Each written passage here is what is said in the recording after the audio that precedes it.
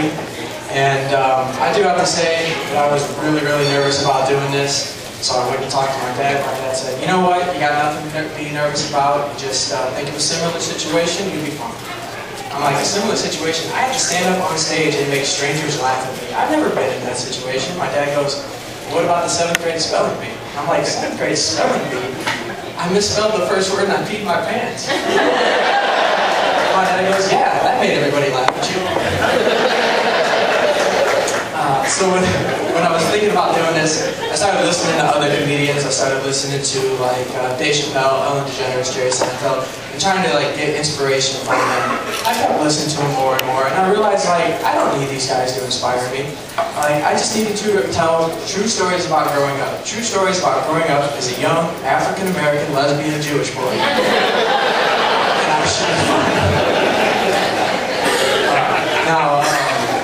When I was born deaf in my right ear, and it's been getting me in trouble all my life.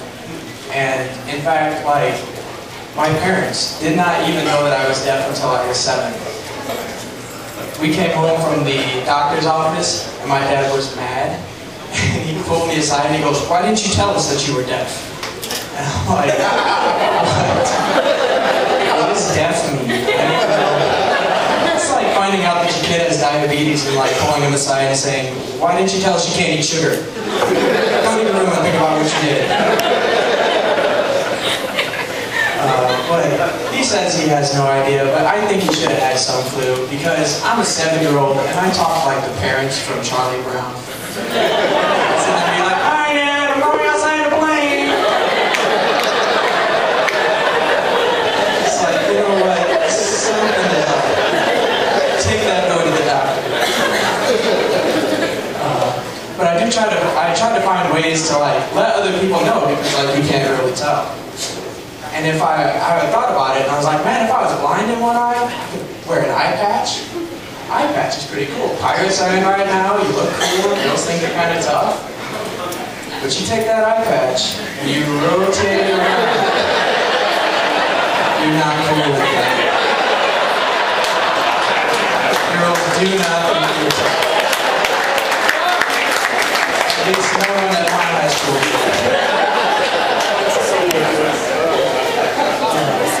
The other part where my hearing gets me in trouble is I don't hear everything people say. I hear most of what they say. And then my brain has to kind of play Mad Lib to kind of fill in words here and there. And I'm terrible at Mad Libs. And I'll give you an example. I saw an ex out at a bar, and it's kind of loud, and I went over to her and I was like, hey, how you doing? I haven't seen you in a while. And I thought she said, hey Zach, how are you? I missed you, I haven't seen you in a while. But what she actually said was, Indiana state law requires you to stay 50 yards away from me.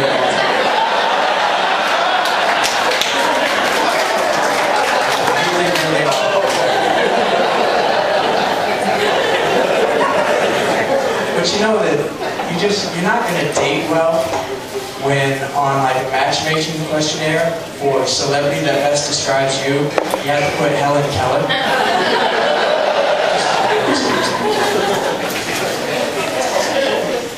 I'll tell you what, there are some bad places to see an ex. I mean, most of the time you see them at a bar, it's kind of cool, you know, hey, how are you? But sometimes it's just terrible. Like, you know, you're downtown at the free clinic, and you run into her. Hey, how are you? You're the reason it burns when they pee.